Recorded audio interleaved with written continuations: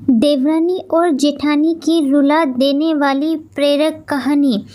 एक समय की बात है कि एक परिवार में एक देवरानी और जेठानी के बीच बहुत प्यार था। वो हमेशा एक दूसरे के साथ देती, एक दूसरे को मदद करती। लेकिन एक दिन देवरानी और जेठानी के बीच किसी बात को लेकर बड़ा झगड़ा हो गया और झगड़े की वजह से बात इतनी बढ़ गई कि दोनों ने एक दूसरे को बात न करने की और मुंह तक न देखने की कसम खा ली और दोनों ही अपने अपने कमरे में चली गई और कमरे के अंदर से दरवाज़ा बंद कर दिया।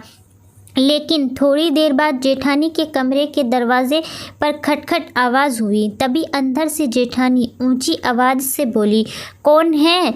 अभी बाहर से आवाज़ आई कि दीदी मैं हूँ। तभी जेठानी ने अपना दरवाज़ा ज़ोर से खोला और देवरानी को सामने देखते हुए बोली, अभी तो बड़ी बड़ी बातें कस्में खाकर गई थी कि कभी बात नहीं करेंगे एक दूसरे का, कभी मुंह नहीं देखेंगे, तो अब यहाँ क्यों आई हो?